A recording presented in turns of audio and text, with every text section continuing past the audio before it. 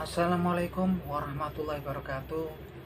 Alhamdulillah wassalatu wassalamu ala rasulillah Nabina Muhammadin sallallahu alaihi wasallam wa ala alihi wa sahbihi wa mawala. Rabbi shrah li sadri wa yassiri amri wahlul 'uqdatam min lisani yafqahu qawli. Amma ba'd. Oke, mat siang para sedulur YouTube, ketemu lagi dengan saya Agung Wijanarko. Oke para sedulur, seperti biasa di siang hari ini saya pengen ngajak sedulur-sedulur saya, sobat-sobat saya untuk ngobrol-ngobrol santai seputaran hal-hal yang bersifat religius. Jadi teman-teman, di awal tahun 2024 ini ya teman-teman, seperti yang kita tahu, banyak sekali kanal-kanal YouTube yang menampilkan konten-konten di mana konten tersebut konten yang mix ya. Mix saya bilang di sini konten yang menampilkan tampilan-tampilan ataupun isi-isi yang berkaitan dengan hal-hal yang gaib, hal-hal yang ada dari luar agama kita, seperti ilmu kesaktian lah, ilmu kedikdayaan, ada yang namanya ajian pancasona, ada yang namanya rawa rontek, segala macam yang memang itu semua di luar konsep agama Islam ya. Tapi kemudian dibalut juga dengan, dibungkus dengan tampilan religius, di mana orang-orangnya di situ tampil juga pakaian menggunakan pakaian busana yang identik dengan seorang muslim gitu kan, kemudian menyebut asmanya Allah Subhanahu wa taala. Nah, ini memang untuk sebagian orang gitu kan, ini sangat menarik sekali, apalagi untuk saudara-saudara muslim kita yang masih muda usia kan, yang memang rasa ingin tahunya masih tinggi. Tapi yang jelas teman-teman, hal-hal seperti ini kesininya ya mencapai puncaknya ketika kemarin ya, ada salah seorang pentolan yang hobi bikin video seperti itu, yaitu Samsudin Jadab. Kepleset ya, Samsudin Jadab membuat video yang berkaitan dengan aliran sesat yang disasar juga kelompok Wahabi gitu kan. Nah, ini Samsudin Jadab kemudian terbentur kasus hukum, karena memang kan kita ini hidup di negara hukum ya teman-teman, yang mana ada rambu-rambu pembatas daripada ada aturan-aturan ataupun batasan-batasan ketika kita melakukan sesuatu. Jika kita melanggarnya, tentunya kita akan berbenturan dengan aturan hukum di negara kita. Yang jelas Samsudin Jadab sendiri saat ini sudah menjalani proses hukum dan tuduhannya serius ya, dakwaannya serius, yaitu pelanggaran undang-undang ITE atau Informasi dan Transaksi Elektronik, dan kemungkinan juga akan mendapatkan pasal berlapis. Kita masih menunggu, karena memang kemudian masih pihak yang berwajib, kepolisian dari Polda Jawa Timur masih mendatangkan saksi ahli nanti dari ahli agama dan ahli hukum atas kemungkinan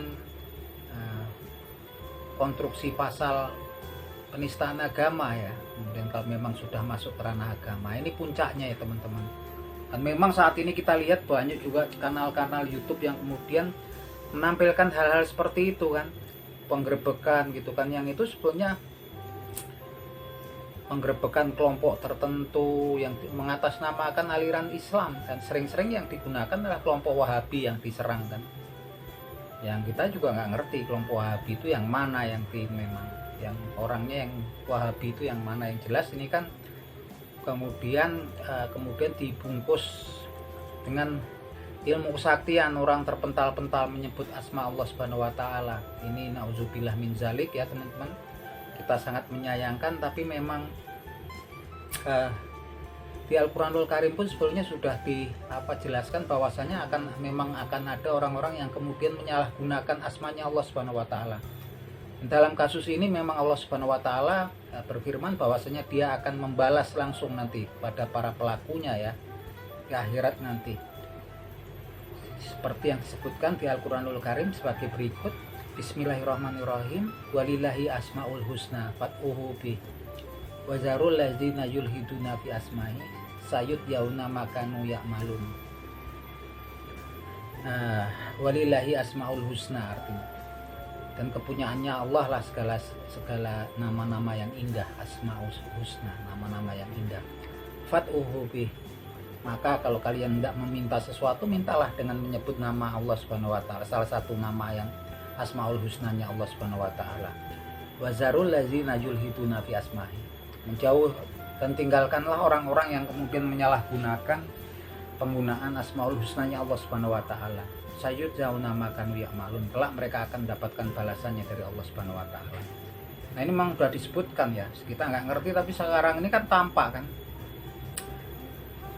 Ada penggerbekan, ada kemudian pertempuran yang mereka menyebut asmanya Allah Subhanahu wa taala kan. Mana orang terpental-pentar, keluar muntah darah segala macam. Kalau memang betul itunya seperti itu adanya nggak apa-apa. Kalau kemudian itu bohong-bohongan, sandiwara gitu kan, settingan gitu. Nauzubillah min zalik gitu kan. Edukasinya di mana, apalagi kemudian memfitnah sesama muslim gitu kan. Yang paling sering saya lihat tuh Wahabi. Wahabi itu siapa? Kita juga nggak ngerti pasti kan. Suatu merek untuk orang-orang tertentu yang kita juga nggak ngerti gitu kan. Ya kalau memang Wahabinya melakukan hal yang seperti itu ya laporin aja ke pihak yang berwajib. Tapi kalau enggak kan itu namanya fitnah ya teman-teman. Dan siapapun mungkin Wahabi itu ya enggak kemudian itu menghalalkan kita untuk memfitnah mereka gitu kan. Kalau mereka enggak melakukan itu dosa teman-teman. Enggak melakukan kayak kemarin video tukar menukar istri gitu kan. Mereka enggak punya paham seperti itu. Itu fitnah namanya ya gitu kan. Terus kemudian teman-teman menggunakan asmanya Allah Subhanahu wa taala di video-video yang settingan gitu kan, sampai orang muntah darah segala macam. Ini kan dicampur semua, mix gitu kan. Nauzubillah min zalik ya teman-teman. Seperti yang sudah diutarakan tadi, ya kalaupun kita nggak bisa kemudian mencegah mereka, ya udah saya sendiri juga nggak usah kita tonton gitu kan. Karena kelak mereka pasti akan dapat balasannya langsung dari Allah Subhanahu wa taala. Dan apakah mereka itu hamba-hambanya Allah Subhanahu wa taala? Karena orang sekarang kan bingung kan, mana yang kiai, mana yang ustadz, mana yang kemudian paranormal, dukun segala macam kan mix gitu kan, dalam area abu-abu gitu kan. Tapi memang ciri-cirinya hambanya Allah Subhanahu wa taala, hambanya Ar-Rahman itu, Allah yang Maha Rahman, yang Maha Pengasih itu ciri-cirinya disebutkan ya teman-teman. Disebutkan di Al-Qur'anul Karim. Salah satunya di surat Al-Furqan ayat 63 yang bunyinya sebagai berikut. Bismillahirrahmanirrahim.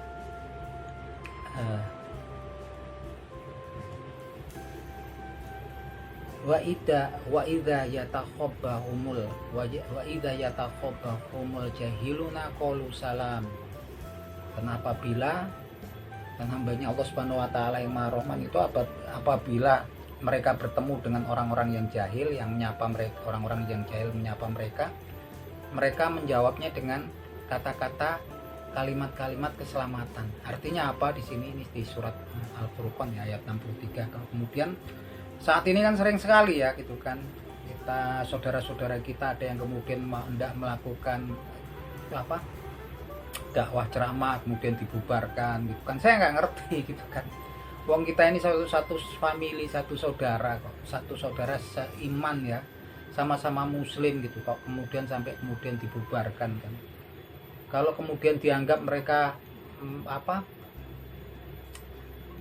melakukan tindakan-tindakan yang provokatif, saya pikir enggak juga ya. Karena memang mungkin kalau kemudian ada pertanyaan-pertanyaan, mereka itu sekedar menjawab sesuai pertanyaan para jamaah yang hadir dalam pengajian mereka gitu kan. Sesuai pengetahuan mereka, dan mereka nggak pernah melarang kelompok lain, orang-orang lain yang memang berlainan aliran ataupun keyakinan dengan mereka itu kan. Tapi jelas hamba-hambanya Allah Subhanahu wa taala yang Rahman adalah hamba-hamba yang kemudian ketika disapa, kemudian bertemu disapa oleh orang-orang yang jahil, mereka menjawabnya dengan kalimat-kalimat yang penuh keselamatan. Artinya di sini apa? Jadi hambanya Allah Subhanahu wa taala itu ketika kemudian dicaci maki atau dihina, tidak membalasnya dengan cacian atau hinaan, tapi kemudian menjawabnya dengan ketenangan, kata-kata yang penuh ketenangan dan keselamatan. Itu ingat-ingat teman-teman, itu ciri-cirinya hambanya Allah Subhanahu wa taala seperti apa ya. Kita lihat referensinya di Al-Qur'anul Karim. Jadi kita dengan pedoman itu bisa membedakan di mana sih yang betul-betul memang di jalannya syiar Islam dan mana yang abu-abu gitu kan. Ingat-ingat tadi itu kalau teman-teman mau baca ditadaburi, yaitu di surat Al-Furqan ya ayat 63. Wa idza yatakhabbahumul jahiluna qalu salama. Wa idza yatakhabbahumul jahiluna qalu salam. Dan barang ketika mereka kemudian ditegur, disapa oleh orang-orang yang jahil, mereka menjawab dengan penuh kalimat keselamatan. Kemudian di surat Al-Furqan ayat 65 juga disebutkan ciri-cirinya hambanya Allah Subhanahu wa taala yang Rahman, yang bunyinya sebagai berikut. Bismillahirrahmanirrahim. Waladina yaquluna rabbana rif'ana waladina yaquluna rabbana rif'ana azab jahannam inna azabaha kana kharama. Dan orang-orang yang mengatakan yang berdoa memohon pada Allah Subhanahu wa taala, Rabbana rif'ana, ya Allah ya Tuhan kami, jauhkanlah kami azab jahannam, dari azabnya neraka jahanam. Inna azabaha kana gharama, sungguhnya azab neraka jahanam itu adalah azab yang kekal. Jadi teman-teman, salah satu cirinya adalah orang-orang yang memang berharap ya, yang memiliki rasa takut dan berdoa pada Allah Subhanahu wa taala untuk dijauhkan daripada azabnya neraka jahanam. Ini salah satu ciri-ciri dari hambanya Allah Subhanahu wa taala yang memang kemudian disebutkan di Al-Qur'anul Karim kan. Jadi teman-teman, kalau sekarang ini memang banyak sekali ya memang tayangan-tayangan di kanal media sosial seperti YouTube. Ya, teman-teman harus bisa memilah-milah ya gitu kan. Mana yang memang kemudian pantas kita lihat dan mana yang kemudian sebetulnya lebih baik kita jauhi gitu kan. Karena itu di situ mix ya, abu-abu. Tapi memang susah ya, memang karakternya manusia itu pengen tahu, dan pengen taunya itu luar biasa, apalagi yang berkaitan dengan kegaiban ya gitu kan. Dulu Nabi Adam alaihissalam pun dilarang oleh Allah Subhanahu wa taala untuk memakan buah kuldi, tapi rasa ingin tahu Nabi Adam alaihissalam pun sangat tinggi, sehingga kemudian Syaitan mengatakan bersumpah pada Nabi Adam alaihissalam bahwasanya dialah penasihatnya Nabi Adam alaihissalam, dan dia mengatakan bahwasanya buah tersebut adalah buah kekekalan. Kalau kemudian kenapa dilarang oleh Allah Subhanahu wa taala? Karena dikatakan oleh Syaitan bahwasanya buah ketika Adam alaihissalam, kemudian Nabi Adam alaihissalam memakan buah tersebut, ini saya dia akan menjadi kekal. Padahal itu kan kebohongan Syaitan ya. Yang kemudian memang Nabi Adam alaihissalam pun tertipu memakan buah kuldi tersebut, sehingga kemudian diturunkan oleh Allah Subhanahu wa taala ke muka bumi. Nah, ini memang sebagai contoh ya, bahwasanya kemudian hal-hal yang bersifat gaib itu sebenarnya kan memang udah jelas batasannya teman-teman. Tapi memang rasa ketertarikan kita sangat tinggi, rasa ingin tahu manusia itu sangat tinggi. Padahal batasannya sudah jelas ya di Al-Qur'anul Karim kan, di surat Anak ini Al-An'am ya sudah disebutkan yang bunyinya sebagai berikut. Bismillahirrahmanirrahim. Wa indahu mafatihul ghaibi la ya'lamuha illahu. Dan di sisinya Allah itulah kunci-kunci kegaiban, nggak ada yang tahu selain Allah Subhanahu wa taala.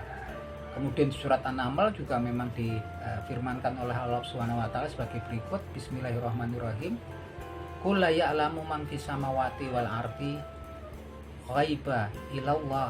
Katakanlah ya Muhammad, bahwasanya nggak ada di langit dan di bumi yang mengetahui tentang hal yang gaib kecuali Allah Subhanahu wa taala.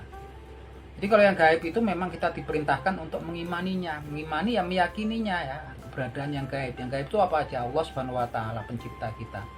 Kemudian para malaikat ciptaannya Allah Subhanahu wa taala, hamba-hambanya Allah Subhanahu wa taala. Begitupun juga bangsa jin dan syaitan, itulah kegaiban. Kita meyakini, mempercayainya karena memang itu semua disebutkan di Al-Qur'anul Karim.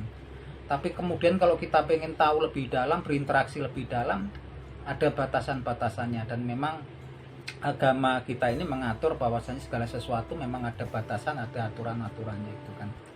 Tapi memang itulah ya, kemungkaran saat ini juga orang-orang memang tergiur karena memang tampilan-tampilan konten yang seperti itu memang yang paling menarik, paling ramai, dan kemudian juga banyak yang suka menonton, yang memang tujuan akhirnya adalah cuan ya, tujuan akhirnya adalah urusan dunia, yaitu penghasilan. Mereka rata-rata menjadi seorang YouTuber yang mana ketika penontonnya banyak, mereka iklan yang keluar yang nonton juga banyak, mereka yang tergabung dalam YouTube partnership program tentunya mendapatkan penghasilan yang banyak.